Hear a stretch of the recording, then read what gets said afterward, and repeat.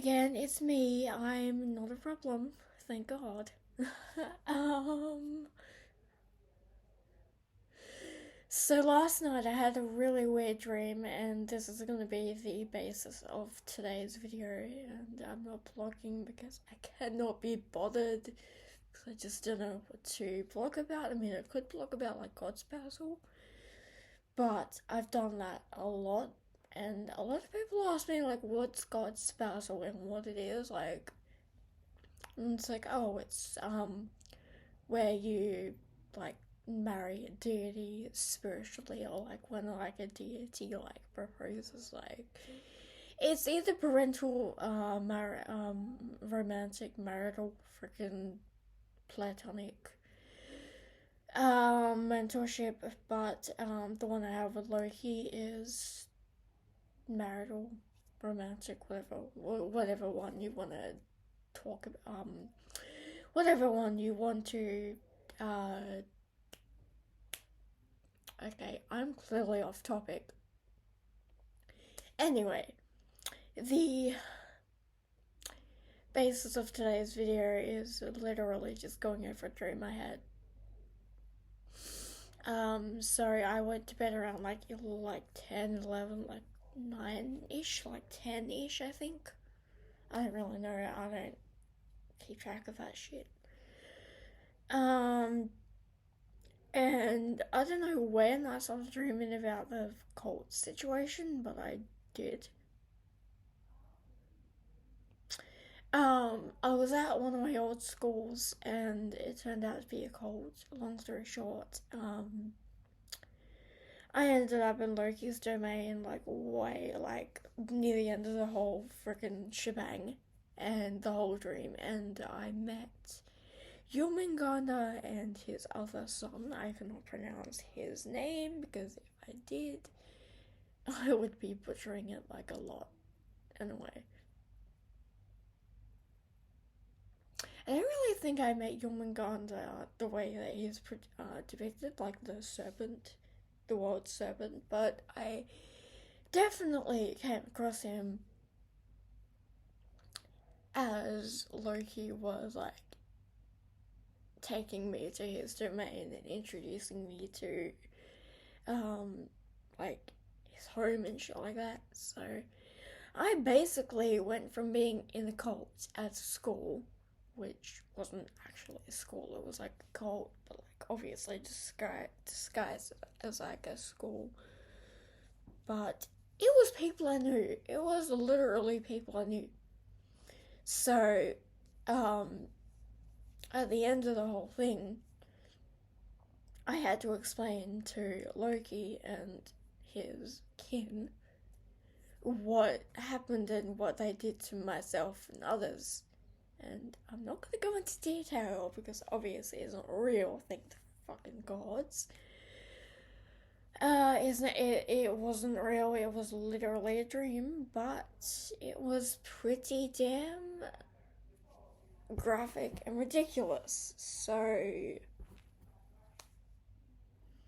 all I know was that my all of our hair was shaved and we couldn't do anything. We couldn't even spend any of our own money. So our cards or credit cards or like cash was like stolen or whatever. And we couldn't like spend anything, we couldn't date. We were heavily restricted, our head was shaved. We really couldn't do anything. It was fucked up. And that's the only thing I remember about it, but it was pretty messed up. But as I said, like, in the end, freaking Loki and his kin were like, okay, yeah, come with us, basically. Like, like I said, I couldn't even freaking date anyone, so even if I did find someone, like among the cult members or whatever the hell it was, I couldn't like date them or even, go further with them.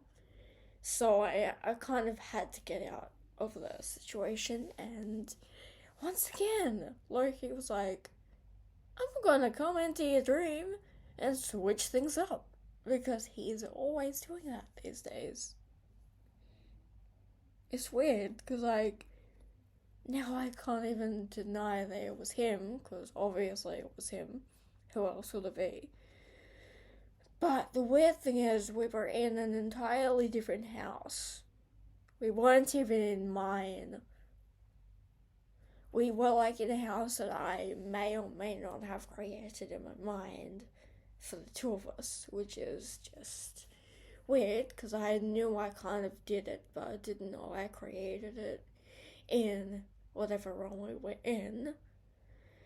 And I don't know why, but there was another person there, and she was kind of weird. Don't really know who it was, so.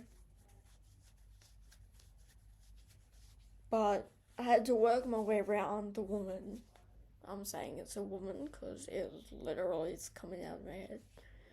Anyway, I had to work around the woman, and she was almost as mischievous as Loki was, but obviously Loki is Loki, so hello, Trickster God.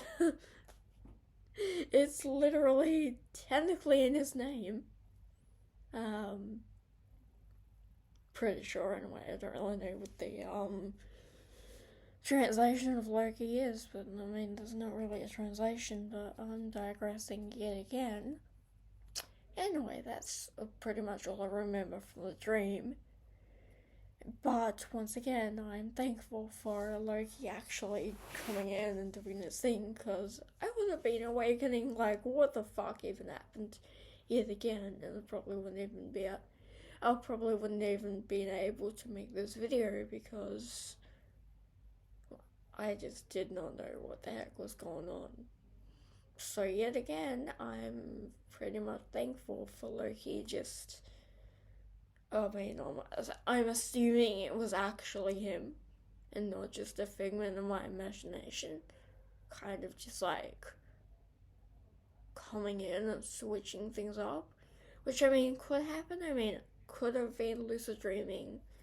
I could have been fully aware of what was going on, and I could have just like snapped the scene to another scene, like kind of like Wanda does, but in Dreamland. Anyway, I could have just like snapped the dream in like a whole new direction. But obviously, I don't think I have the ability to do that, so I'm guessing it was him. Anyway, we were in some weird tower thingy, which was freaking weird. And by the image I'm seeing now, it's like a grey, like tall-ish tower. Kind of like the one from Shrek 1, where like Fiona's like trapped or whatever. Kind of like that, but just like weirder. Like, I don't know, it wasn't like a dragon's keep or anything. Thank fucking God for that. If there was a dragon involved, holy shit, I want to know who the hell it was. Anyway. So yeah, that was last night.